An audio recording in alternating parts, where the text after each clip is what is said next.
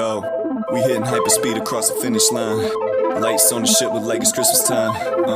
Real recognize real, homie. And you've been looking unidentified. The government lied. Why is it classified if there's nothing to hide? That's why we're looking for answers up in the sky. It's The Theory with Mike Beavers. All right, everybody, welcome to another episode of The Theory. Today we have a special guest on the show, Jesse Peak. Jesse is a current MUFON field investigator up in Pennsylvania and is also the founder and author over at UFO Encounters Worldwide, which is an awesome website and podcast you can find on Anchor, Spotify, and a bunch of other platforms, as well as his websites. And it's just all kinds of great UFO history, some up-to-date cases, and just a lot of great stuff. But I'm going to let him tell you guys about that when he gets on here. But as always, today's show is brought to you by CreepyTikiTea.com. They have all your botanical needs you could possibly ever imagine, healing herbs, all kinds of great stuff.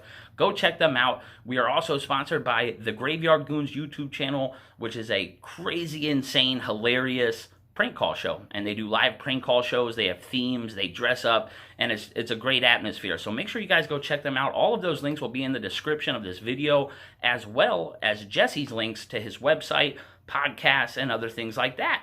So let's get into this. All right, everybody, welcome Jesse Peak to The Theory. Jesse Peak is a MUFON field investigator out of Pennsylvania. He's been doing it for quite a bit of time. And welcome to the show. Jesse, what got you into UFOs and this kind of subject? Well, thank you for having me on the show. I'm honored to be here.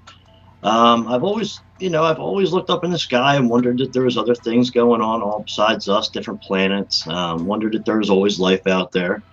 And then once I start watching some stuff on the TV, like Ancient Aliens, they had different UFO shows, and Search Of was one of the big ones back in the day. I really just started listening to everything, getting the history down real good. And then one day I found MUFON back in like 2017, 2018. And I became a member through them, and then I seen that they had a field investigator program, and so right away that hooked me right away. Be a part of something a little bit bigger than yourself, just like when I joined the military. So we got involved in that. Did a lot of training to get through and become certified. You got to take a 100-question quiz. It's like an exam online. They have a whole online school with different certifications in astronomy, space exploration, and cases into investigation. So it's a pretty long process, and I've been investigating cases ever since. Nice. Yeah, I've actually looked at. I told you before. I've talked to Tom Bowden, the Oregon MUFON director. Yes. And here, when I get some extra free time, I actually want to do the quiz and get certified to be a field investigator. Okay. So that way, it's almost like you once you become the field investigator, it seems like you don't have to search for the cases so hard yourself. They almost will come to you. Absolutely. And you can kind of like pick through and go through stuff a lot easier than just sitting out there. I mean, don't get me wrong, sky watching and stuff is amazing. It's way cooler to see something firsthand. But to hear about all your local cases, I imagine is pretty cool. And you're out of Philadelphia, Pennsylvania? Yep, Philadelphia, Pennsylvania. Yep. Nice. How often do you get reports out there? Is it pretty common? So that's another reason I wanted to be a field investigator. Pennsylvania is totaled 7th all time out of all 50 states. So we have a pretty big hotspot for a whole state, and there's a lot of UFO activity going on. And that rank comes from NUFORT, the National UFO Reporting Center. So when every month they give the sighting reports out in the MUFON Journal, and Pennsylvania is always within the top 7. So there's a lot of activity going on, and ever since the government released that document in the report and came out and said UFOs are real, cases have been on the uptick. So we're actually very busy. We got a lot of new people coming in for memberships and joining to be field investigators. So it's pretty cool. Wow. So now what's the routine per se for a MUFON field investigator? You said you get your monthly reports in, you have a bunch of cases. What's your plan of action from that point? Do you go talk to all these people? Do you go meet anybody in person? What's kind of the deal there? Yeah, it's, whatever the witness feels is more comfortable. If they want to do it through email or over the phone or in person, it's completely up to them. Now, if it's a CE1 where it's just kind of like information based, or you just have a photo, you could do it over the phone or email. Now, if you have like physical evidence and stuff like that, you definitely want to get out there and be boots on the ground and collect the evidence and send it off. MUFON has their own lab where we can send all of our stuff and get DNA tested, and all kinds of materials and organic testing going. So we want to get out there right away, within 24 hours, within any case that has any kind of evidence. With the CE1, you have up to 72 hours to contact a witness, and if it's a CE2, you have 48 hours. So it is based on however the case is, and whatever the details of the case are, is how fast we report and how we report. Interesting. What about recently? Have you guys had anything? Have you had anything recently that you worked on that's pretty wild? Any UFO sightings out there? Yeah, the one I'm working on now is probably the best one I've ever had since I've joined MUFON. This lady was at the pool. She was there with, I guess, another adult and 3 children. One of the children pointed to the sky, seeing something, an object in the sky moving around. When she panned the camera up, she actually took 2 videos and a still photo of the sighting.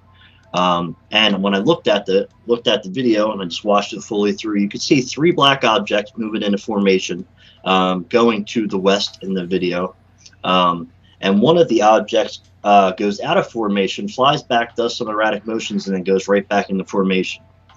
Now, when I stopped this video frame by frame, I actually counted 16 to 18 objects that were behind the clouds that you couldn't see when it was just still frame going by. But once you stop it frame by frame, you could see them starting to appear.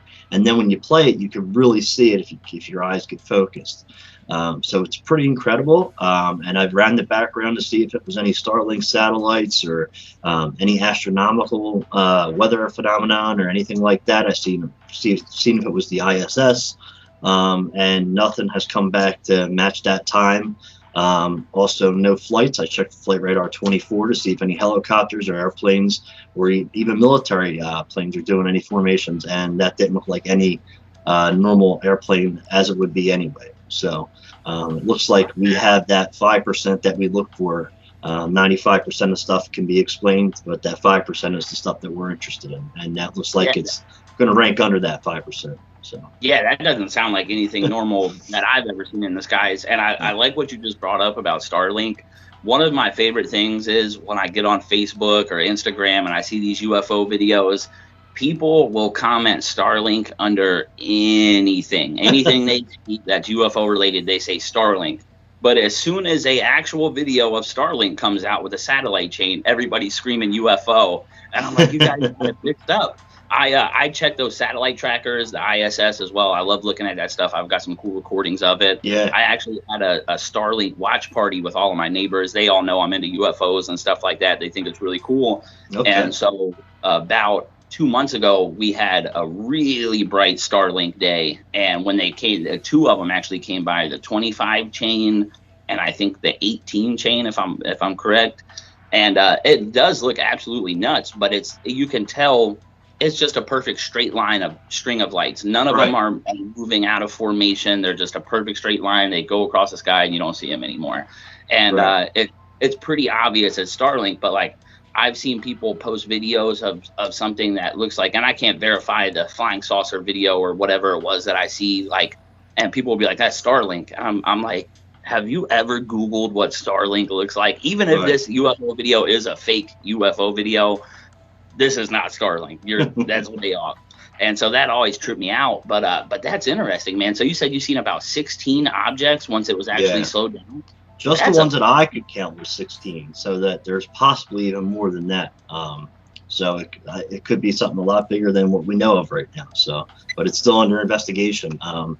We have another astronomer that actually is a field investigator in Pennsylvania. I'm going to send him over the videos and have him take a look at it this way and get an expert opinion on possibly what he thinks it is. But I think it's definitely a good one. So pretty cool stuff. I like the level of research you're doing on this. It's a lot more hands-on. Now, me personally, I don't have I guess the software down yet to be able to slow things down and really look at it. But it sounds like you guys over there at MUFON are pretty well connected. You've got other people that are familiar with anomalies in the skies that could tell you this is a weather event, atmospheric event. But to me personally, anything that sounds like what you just described, I don't think is going to be easily explained off by swamp gas or anything like that. So not at all.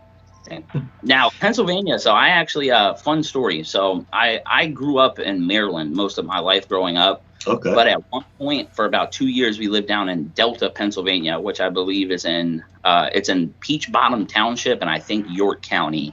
Okay. And there's a lot of slate quarries in there. Are you a believer in Bigfoot? What's your take? I'm open-minded to just about everything. The paranormal, Bigfoot, UFOs. I'm open-minded to it all.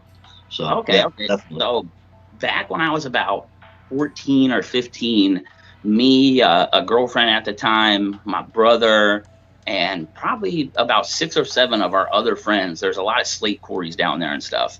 And we wanted to go camping in one of them. And it was nighttime, and don't get me wrong, we were all, younger teenagers and stuff. So we were probably semi-easily maybe freaked out about stuff in the woods. But to this day, I'm an avid hiker. I love being in the woods. I love camping. I never experienced anything like I experienced that night in Delta, Pennsylvania.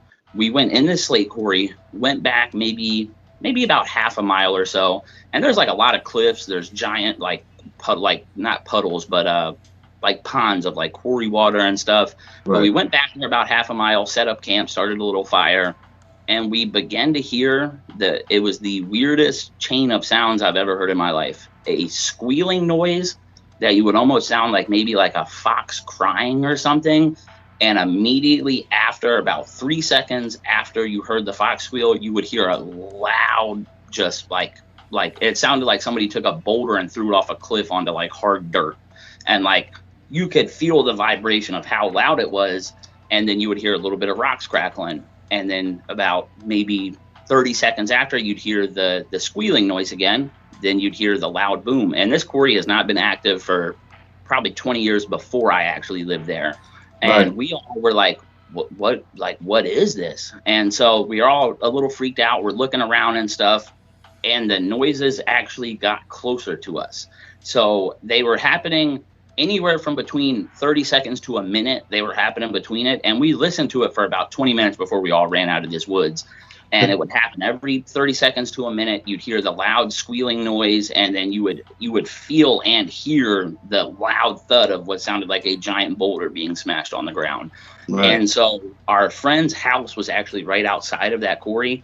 And after we heard this about 20 times, it sounded like it was getting closer. We actually heard like what sounded almost like rocks just rattling through, like somebody was running through it almost. Right. Yep. And we all took off running out of the woods. We left the tent up there. We left all our food and stuff up there that we brought up there. We left it all, and we ran outside, and we camped on my friend's trampoline until the next day. And then we all went back in there and got the tent and all that stuff. And to this day, I've never been able to explain it. And back then, I was a kid. I wasn't really big into UFOs or Bigfoot or anything like that. In our minds, we're like, is this like a serial killer in the woods or something? Yeah, right. Thinking about Bigfoot. But as I got older, I talked to a lot of Bigfoot hunters. One out here, Tobe Johnson, he does Strange Brow Radio, and he's got Owl Moon Lab, and they're finding all kinds of footprints and just wild stuff. And like some of the noises that they hear that they think are Bigfoot are like very weird noises that I would kind of attribute to what we heard. Right. And so to this day, I'm like, was there a Bigfoot in the Delta, Pennsylvania woods? And now I hear about hotspots there and all types of activity. I'm like, we might have like really encountered Bigfoot out there in the Pennsylvania woods. Because that area wasn't touched, you said, for like 25 years, right? So yeah, that's the perfect place. Yeah, because that's originally, that's what I'm thinking in my head logically, like, is this a bulldozer? Is there something out here? But in my head, I'm like, well, it's 1 a.m. It's that I've never in my life seen a person, and we've been here 100 times. So none of it just made sense. And like, even like a rock slide or something, I thought about that, but it was such perfect intervals of time. It was almost like whatever made the squealing noise was making the big rock bang. That's the only thing that made sense, because it happened every time after you heard the squealing noise. About 3 to 4 seconds after the squealing noise, you would hear the big bang.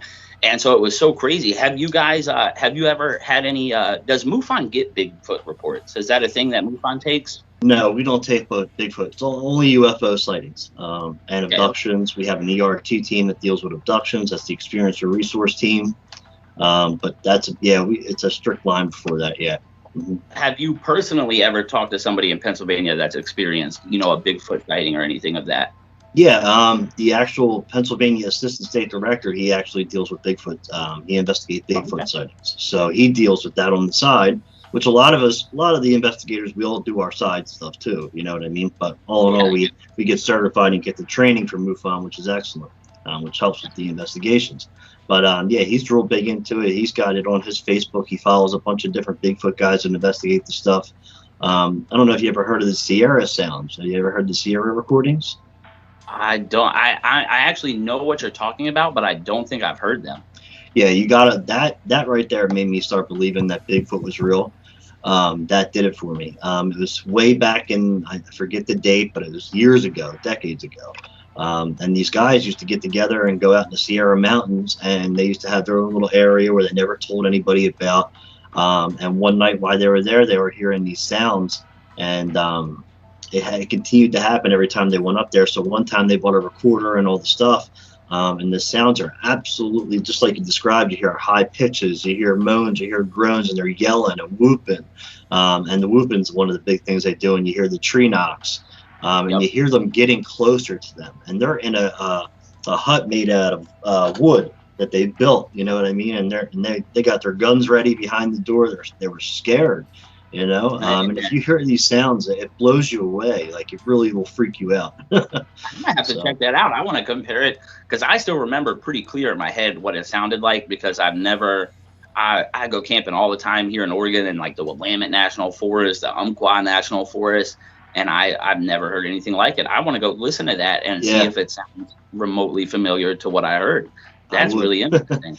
Yep. So MUFON, you said they do investigate abductions. I've had a few possible abductions here on the show. Tom Reed was part of the Berkshire's UFO incident up in Massachusetts, and I had him on the show talking about it. Have you guys had any recent abduction cases or possible abduction cases? Yeah, I mean, just about every month we have look at, like in that report that I was telling you about, where they give each state and the numbers, everything.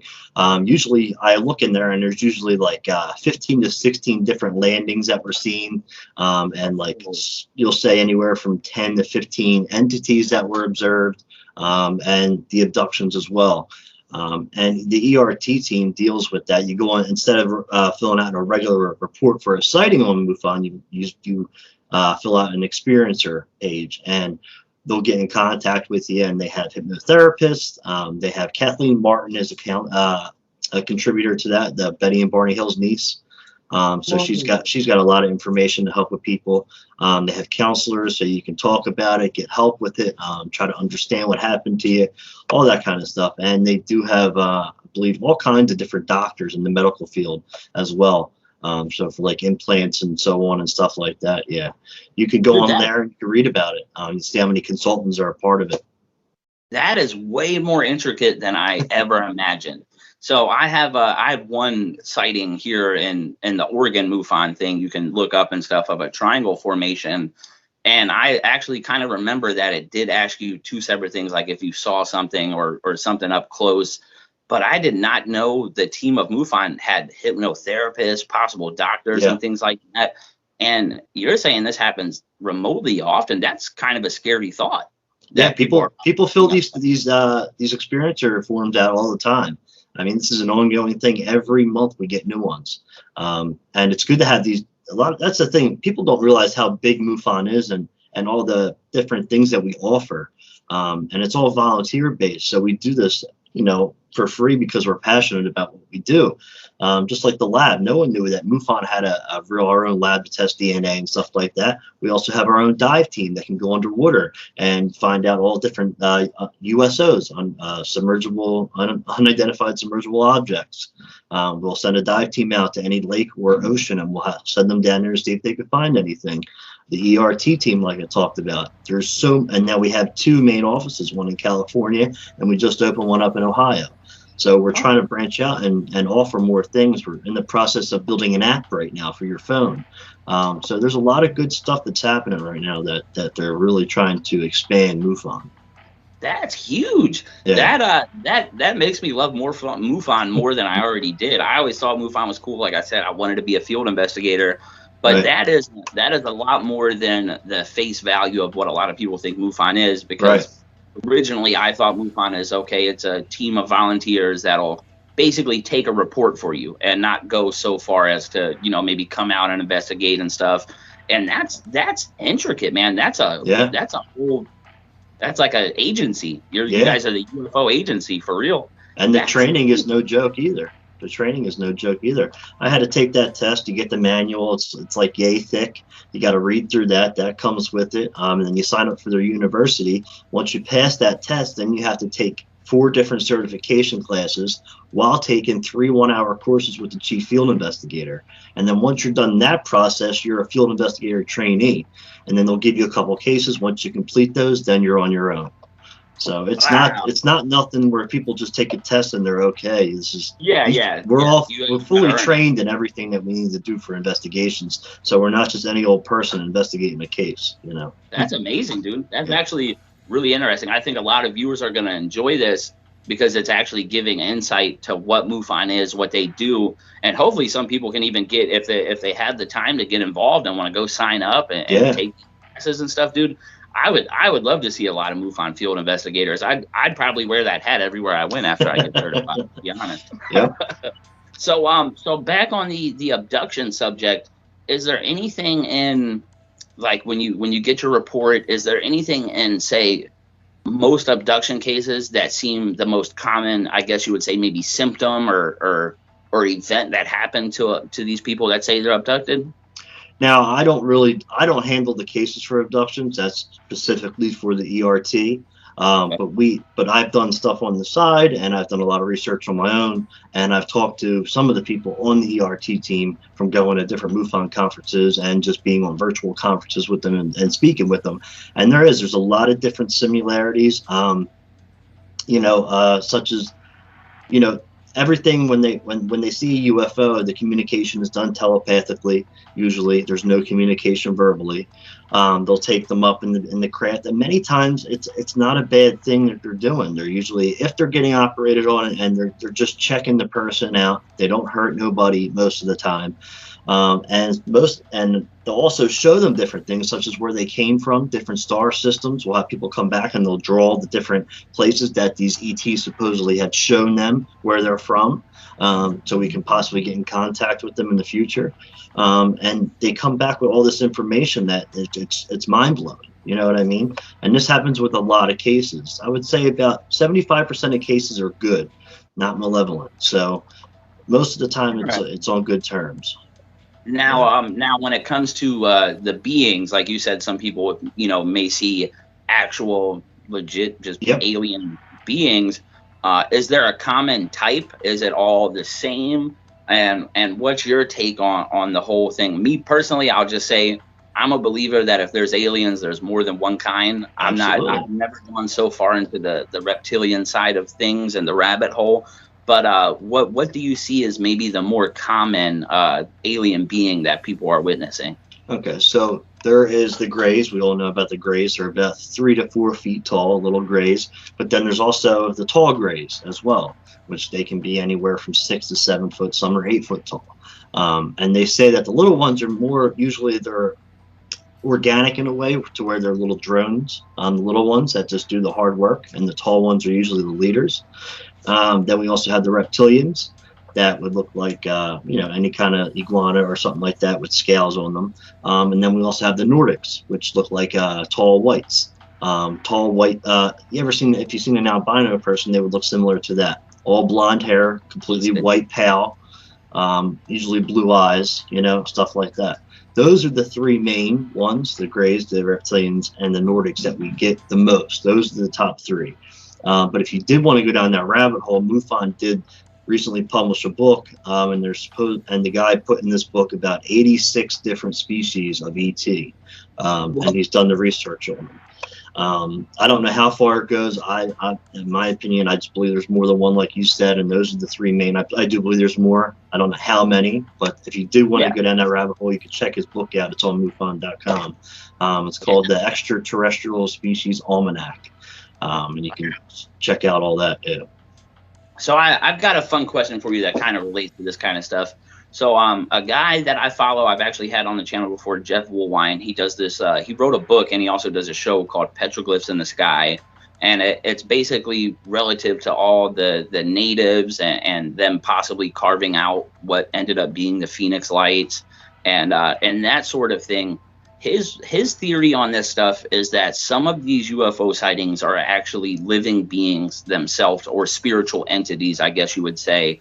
And normally, I think when he refers to that, he's talking about like the orange orb type ones that sometimes you see in formations, or something like the Phoenix Lights. Some people describe seeing the lights and not the craft itself, but just the actual lights and formation.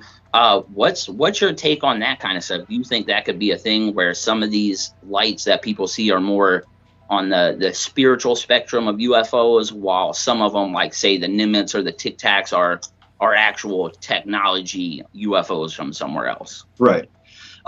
Yeah. So we've had cases before where, and you hear about these cases all the time. You'll hear about a major mothership craft, and you see these orbs come from the main craft, and they come down. And they usually fly around and observe whatever they're sent down to look at. It even happens with crop circles. You'll see the orbs come into the crop field, and the crop field automatically appears. And there's many stories that these are the actual beings in a type of orb body coming down and doing their work without a physical actual body, to appear in like an entity. So yes, I have heard that before, that these things are living things. Also, you hear in the paranormal, you see it a lot. When you take different pictures or photos and you see the white smoke or the little orbs in the photos. And these are supposed to represent beings that have passed away sometimes, paranormal people will say. So yes, I definitely believe. I'm pretty open-minded with everything, to the point where I believe just about anything is possible. And I think that's definitely key in joining this field. You have to be open-minded, Yeah. Definitely. That's how I take. I'm very. I know a lot of surface level information about a lot of subjects, and that's kind of how I am in the UFO communities. I've heard probably every theory out there, and I like seeing things. Like I like being able to go on Skywatch, and honestly, I would say out of the 2 years that I've been skywatching all the time, I've probably seen 3 things that are hard to explain. The rest, some of them could be weird, but there's a chance they could be, possibly, something else. But that's really interesting. You do got to keep an open mind when it comes to this kind of stuff, because you have to. It's the great unknown. Nobody really knows for 100% sure, except for possibly some of the government. They might know. But other than that, the general public, we don't know for 100% sure what any of it specifically is, or why it's here, or what it is. Now, in Pennsylvania, is there a more common type of UFO sighting? I know you got triangles, flying saucers, orbs. What is the more common UFO sighting up there? Well, like I said, 95% of stuff can be explained. So most people are, when they report a sighting, it's usually an airplane, it's usually a helicopter, and sometimes it's a drone. And that's what most of the sightings have been coming out are drones. People don't know how to recognize the new ones that come out, and they're not familiar with the way the lights work on them. And people do play tricks on people all the time, making people think that this is something else that it is. Like I did a case recently where the lady was looking out her window, she'd seen a red orb, and it was floating around, and then it went down behind the trees, disappeared, and when it came up, the light was 10 times bigger. Now, what it came out to be is someone was flying a drone, had their little mini light on, and when they went back behind the tree, they turned all their lights on, so when it came back up, the light looked bigger. You know what I mean? And this lady's thinking this is a UFO, and I would think the same thing without any training as well. Locking all the windows. Right, so it happens a lot, and then people aren't familiar with, when you shoot it, usually when you use any kind of camera, the camera will burn the light. So if it's a white light, or if it's, something like that, it'll burn red most of the time, orange, just red. So it can change the color. So if you're looking at something in a video and you're like, oh, look at this orange orb, it can usually sometimes be your camera burning the light through a mechanism through the phone. And it happens a lot. So when you see a helicopter and you're taking a video of it, it looks like this red orb flying through the air. But really it's just the different little lights on a helicopter. And that's another thing that we get a lot. Together. Yeah, that makes sense. That makes sense. I here actually about a year ago. Like I said, I've been into UFOs heavy for about 2 years, but before that, I watched Ancient Aliens and stuff like that, and always thought it was cool, but I never got involved. But one of the times last year when I was skywatching, our power company here, their name is Sub. They actually use a giant commercial drone that flies around and checks transformers here to see if the rig has like a camera on it or something. And I was looking out the window and I saw the red and green light, and so I was like, hold on, let me grab my phone. I'm going to record this just in case. And I was like, it's not blinking the normal pattern that I see. We don't get much helicopters where I am in Oregon, but definitely planes and stuff. And I'm like, it's lower and it's not blinking, and it's way slower because it's kind of hovering in one area and then it started slowly coming across. And I'm like, this is weird. And so I posted it in a group, and I was like, anybody by chance catch this out here? And one of the workers actually from Sub messaged me, and he was like, hey, that's one of our drones that we use to check transformers and stuff. And I said, man, that is wild. Now, personally, I thought it had to have been somebody's drone, but it was larger than what you would normally see for a regular person's drone that they were flying around playing with. So I thought it was interesting. And when he told me that, I said, man, dude, I said, anybody out here that would have saw that and like really paid attention, they might have thought it was a UFO or something. Absolutely. But it was just a drone, and a commercial drone at that, which was really interesting. And I know a lot of police forces use that kind of stuff nowadays to you know, track people down and searches and things like that. Yeah, so the news is using them all the time. The news uses them. So, so you personally, have you ever witnessed any UFO activity or had any close encounters of any kind? So there was one time that I believe that it was something, because it's something I've never seen before, in my opinion, and my father also was with me when he's seen it, and he says he's never seen nothing like it his entire life. Now I'm very familiar with planes. I have books on military planes, and I've researched them, and I've been in the military myself, so I'm familiar with some of the vehicles that I've seen and worked on and all that. And I know how formations of different airplanes work, F-15s, F-16s, even the cargo planes. So we were driving down the street one day in the city. So normally you see aircraft all the time, especially because we have an airport not too far. We're driving down, and my dad had pointed out in the sky. He said, "What's that? What are those things up there?" And they were kind of like goldish silver. And there was 4 of them, and they were flying in one behind the other, but over a tiny little bit each, and they were flying in that formation. Now, I know most airplanes, when they fly in a formation, it's usually in a V, and they're a little more spread out if they're going to follow one behind the other. You know, it's the way they were flying. They did different things. And this is where the project that I'm doing now for my website comes into play. A lot of sightings, you have a lot of malfunctions with electronics, and I had just gotten the phone. It was 2 weeks old. I tried to pull the phone out to record the sighting that we're having, and my phone locks up and will not work. I cannot unlock the phone, and I just bought the phone. I had no problems with it since I got it until that day. Wow. So we're watching these things, and then they start doing different weird little motions in the formation, and it's like, what is going on? And then all of a sudden, I'm trying to play with the phone. He says, look, and I look, and they start disappearing right before our eyes. And then in the video, you can only see the last one before it's gone out of view. And it's not like they flew away and disappeared. These things kind of just like a light switch. Yeah. Believe it or not, my personal sighting of the triangle formation that I saw here, that's exactly what happened. And I wish I was remotely trained to know what a UFO was and to record the whole thing. But I basically got 2 clips of it. One, when I first seen the orbs or whatever, they were in a perfect triangle formation, but they were coming flat across the sky like that. Okay. And then they turned upwards like this, sat dead still. And that's when I started recording. And I'm recording, I'm sitting there, and I'm screaming for my roommate. The video's on my YouTube channel, and it's absolutely hilarious. Most people get a kick of me. I'm screaming, I'm going, Brandy, there's a UFO outside. And I'm freaking out. And so I'm like, I got to run outside, and I got to get a better video of this. And so I was filming it through my open window, which didn't have a screen in it. So it was like there wasn't anything in between it that could be reflecting or anything like that. Like, it was there. And so I ended up running down the steps. And so I tried starting to record while I was running down the steps. And when I ran outside, the very last thing you seen was them just disappearing. And I was like, oh my God, dude. And she's a nurse at a hospital, and she watched it, and she was like, I've never seen anything like it before. Right. And it was totally weird. And I've seen Chinese lanterns 1 year, 4th of July in North Carolina, somebody light them off, and they all just kind of float away in their own little direction. And I imagine people could definitely mistake a Chinese lantern for a possible UFO. But like the way these were, so they had like a flight path when I first seen them coming across, and that's what caught my eyes, that they were moving. But then they just dead stopped and just sat in the most perfect triangle I've ever seen in the sky, and I was like, I was so dumbfounded by it. But that same thing with them just disappearing. I've never. What does that? Nothing does that. You know what I mean? Not at all. And when you have things like disappearing on the snap of a finger, or erratic motions with an object that don't fit a plane, helicopter, or a drone, you know you got something good if you have those two things. You know what I mean? Most likely it's something like the phenomenon that we're looking into. So So now that brings me to Project Battech 404, which you were getting ready to talk about.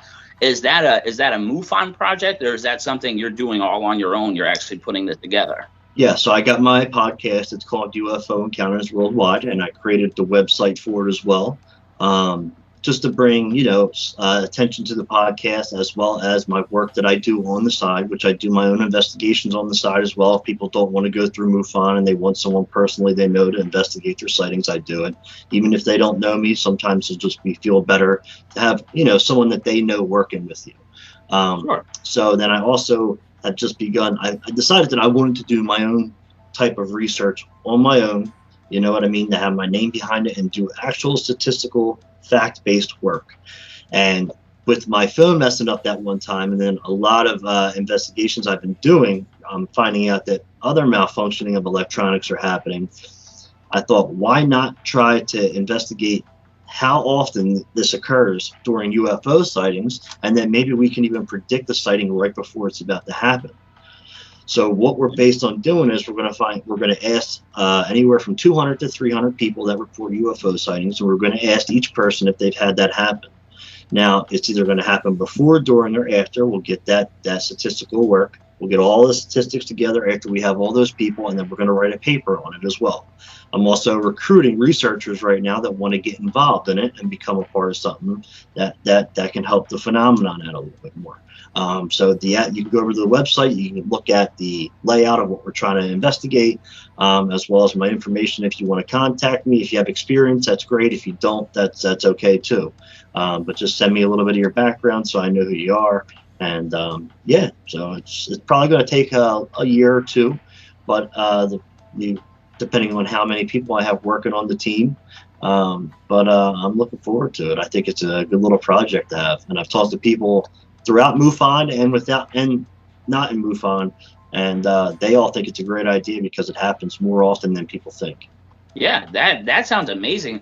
And I was actually going to say, I feel like that was one of the first kind of things I heard about, like UFOs and even paranormal stuff. That seems to be one of the biggest things when it comes to paranormal stuff is batteries messing up, phones dying, cameras dying. And I've watched a lot of, ghost shows on TV and things like that.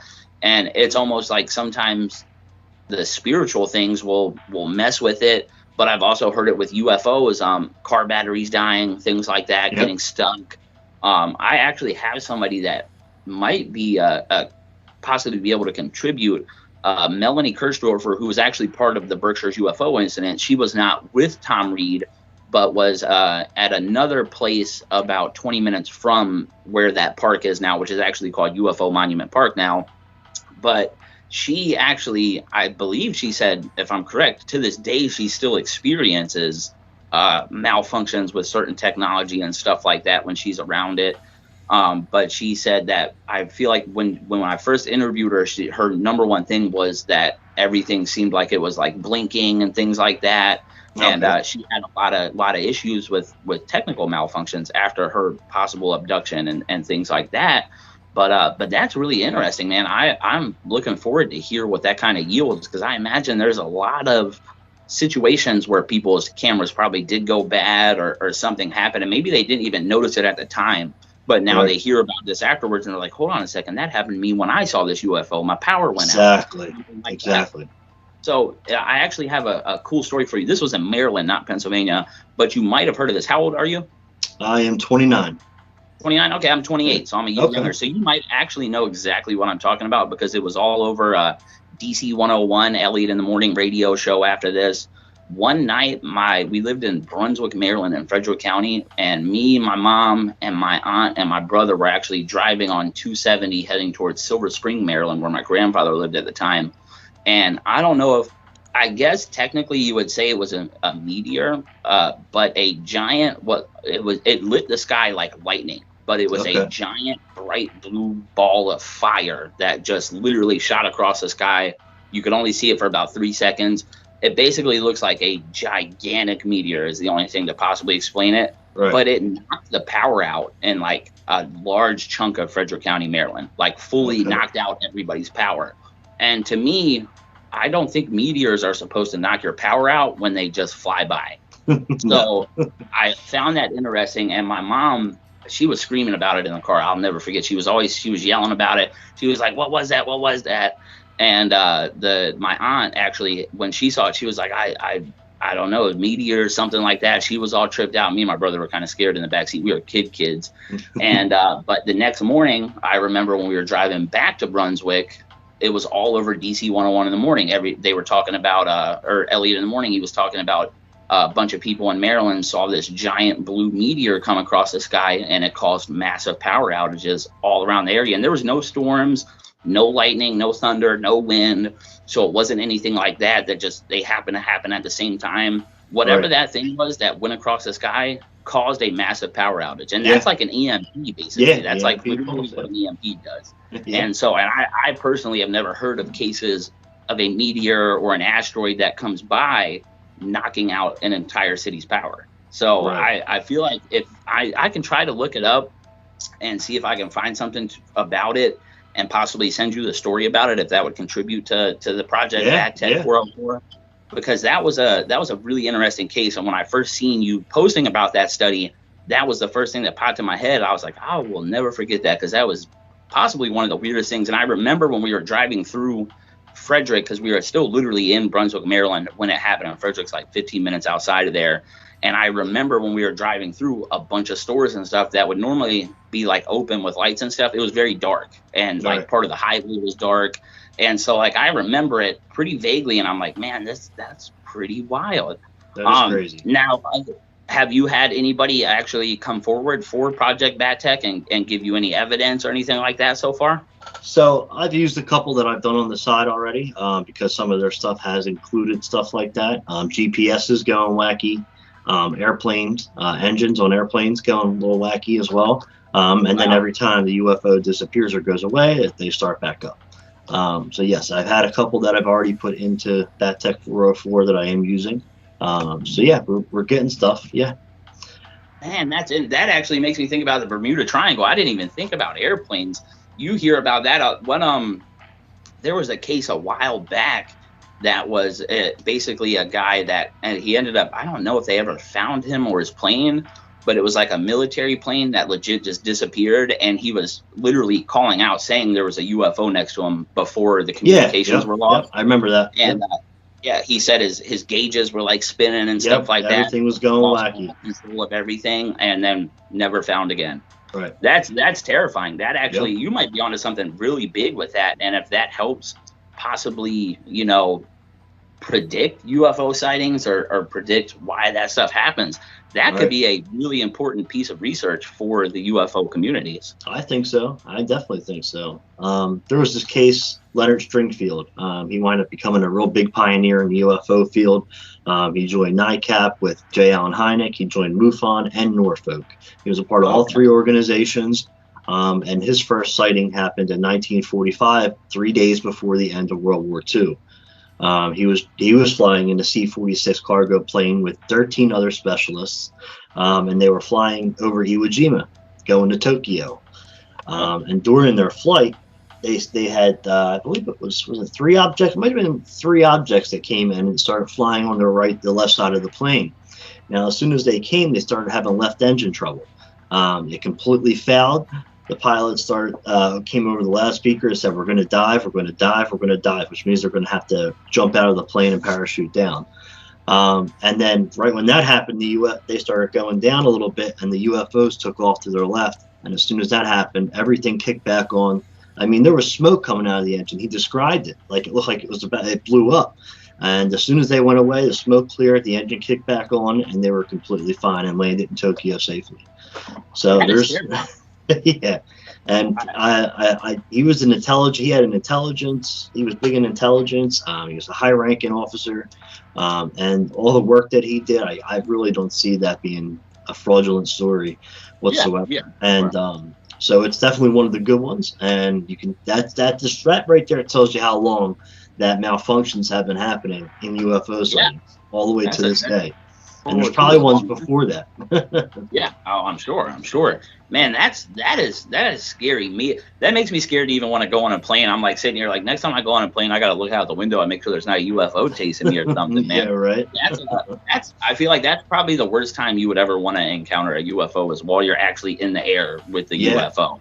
Now, that's pretty wild, man. So, other than Project Battech 404, is there anything else you're working on the side or any other projects? I know you have UFO Encounters Worldwide. What's going on with your show? You guys have interviews. What kind of stuff goes on there? Yeah, so we just started a new thing. So every once a month on the podcast, it comes out every Wednesday evening. I do it every Wednesday evening, and I'll either have a special guest on. I had some authors on. Next week, I'm going to have Philip Mantle on, the big researcher from the UK. Last week, I had an author on that is investigating a triangle area within North America, within the United States. Probably like right down where Roswell is and a couple other states. Pretty big stuff, really, really intriguing. He was on with his wife talking about his new book that they wrote about it, but he also wrote a book back in the day about it. Really good stuff. They have a little YouTube video. And I'm telling you, the first time he sent it to me, and I was like, you have to come on the show and talk about it. So cool stuff like that you don't hear about. A lot of UFO history stuff that you don't hear about, like one of the first ever documented abductions of a police officer while he was on duty. The first sighting that J. Allen Hynek ever had that made him a true believer. Different stuff like that. The astronauts that you wouldn't expect to have sightings that did. Reading their testimony. I like to read testimony a lot and let people actually hear what they had to say and put on the record that people don't usually hear about.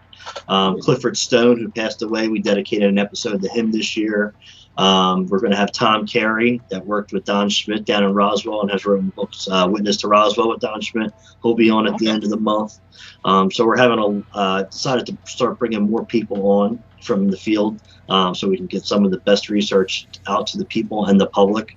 We're trying to bring stuff that you don't really hear about all the time, and different cases and history like that to really educate the people. Yeah, so. That's how I got into the subject. Honestly, was the history of it. Watching Hangar One, the MUFON files on the History Channel with Mike Barra. Mike Barra was his Hangar One, or is that somebody else? I think he might have been on there a couple times. He was on there too, I think, as an expert. I love those shows. Ancient Aliens was cool, but the only part I don't like about Ancient Aliens is everything is a correlation to them, and some of it goes a little too far. And I'm like, all right, technically, if you want to go there, that could mean a UFO. But some of it is kind of really honestly what got me into the subject, watching some of that stuff, and I'm like, well, that really can't be explained. Like there's no reason in the history of history. We didn't have planes back then in ancient times, and even just pre-19th century in the 1800s and stuff like that. We had some kind of technology, but not planes by any means or anything like that. Not at all. So when they say they see things in the sky, I can't imagine it being something man-made or normal. And so some of that stuff always interested me. And then when you get into the earlier 40s, 50s, 1940s, 50s, that kind of era, that's the stuff that really dives me deep into it. I'm like, okay, so this was a whole era of UFOs with Dr. Hynek and stuff like that. I love the Project Blue Book show that came out on history. Yeah. But just in general, all of those cases back then, you're like, hold on, this was really, really going on. And nowadays, everybody's got a phone. So you see so many UFO sightings. And you're like, some of them are absolutely amazing. And you're like, dude, this is a UFO. But then now we also have so many phones and technology that I get a live stream that pops up on my feed that's been live for 3 days with a giant UFO over Thailand. And you're like, okay, come on. It's been daytime for 2 days. There's a giant flying saucer bigger than New York above Thailand. Get this out of here. I'm like, come on, man. I hate the amount of fake UFO videos posts that they get. I know. It drives me nuts.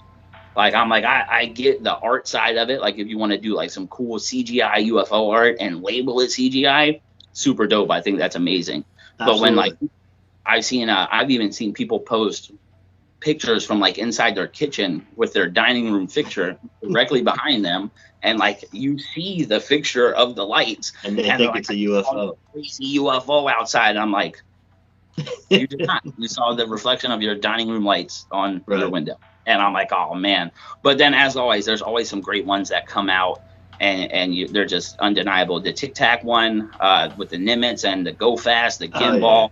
A lot of people don't know that that's three separate UFO sightings. Yeah. They Yeah. Nimitz and the Nimitz video, and they think it's the same video of the object, but that's actually three separate UFO sightings. Yep. And they were all very close to water, very high speed, and they don't make a lot of sense. There's not, and I mean, I get some government, Chinese government may have technology, but I don't think they have technology that does what they do. And even No. are you familiar with the Beaver, Utah footage? Not sure. So Beaver, Utah had a UFO that was basically, they were filming like background scenes for a movie or something, and they were actually using a drone to fly above this mountain range to get like a up top scenery of something. And basically this blur just comes shoot across the screen, and you got to check this out because it's a great video. And the Science Channel did a documentary about it, and it's the footage is 1000% authenticated. They did not find anything that had like been altered with or anything. But when you slow it down, it literally looks like a mini flying saucer-ish. Like it could technically be a different shape, but from what you see, it curves and then shoots out of the mountain range and shoots right past this drone at an estimated like 6,000 miles per hour or something. With once they slowed the frames down, and it was teeny tiny. It's not very large. It would almost be the size of maybe a commercial film drone or something like that. It's not very big, right. But it's absolutely nuts. And there's nothing that you could do that could explain that. Nothing we have goes 6,000 miles per hour, let alone that fast off the ground. Like Right. there's nothing that makes sense. And that's the stuff that keeps me believing in everything. Absolutely.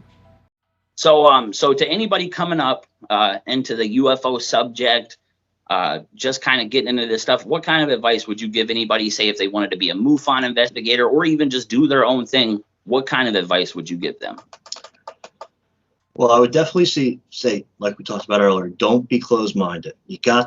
If you're going to join this field, you have to be open-minded, because you're being open-minded enough to become a UFO investigator and believe in those. So you have to be open-minded to expect other possibilities. Just like with the Bigfoot thing or the paranormal, a lot of things now are happening where it's UFO and paranormal mixing together. So just try to be open-minded. Work with facts. Don't. No matter if you're an investigator too. If you have the ability to elaborate on something and it's not true, don't do it. You will get more respect for being true and having the facts that are there in front of you. And work with people that are straight-minded and that are on doing all about the research. You know what I mean? Don't do people that just like to look at any kind of video, and don't jump to conclusions. You definitely can't do that in this field. That is the one thing that will get you in trouble. Seeing a video and being like, oh, that's real. No, you cannot do that. Even if it looks real and you think you know what it is, you still have to do the full investigation on it to make sure that you can find the answers to it. I mean, there's cases that I get now that I know, I'm like, okay, I know that's a light coming from somewhere, but I still go and do the research and get the longitude, latitude. I still check the ISS. I still do the satellites up in the sky. Put your information in there and do it to the fullest, because when you lack information, people don't want to hear that, especially the people that are really paying attention and the top researchers in the field. So that's my advice to you. And the best way to get information in this field is through books. Read books and get information through books. Some of the top researchers have great books out, and you'll learn the most out of books. I love it. Do your due diligence, people. Make sure you fact check it. Hey, I love it, Jesse. It's been great having you on. You gave a lot of really good information, and I'm hoping this brings some attention over to your website. your podcast so people can come hear some of the history of UFOs and even some of the more up-to-date cases. And I love all the work you're doing with Project Battech 404 and just in general your field investigation skills with MUFON. I think a lot of people are going to learn a lot from this interview, man. Yeah, thank you. I appreciate you having me on. I really do. I appreciate it all. I definitely had a good time, and I like collaborating with other people, and it's a great thing. So thank you for having me on. Yeah, definitely, man. I appreciate it.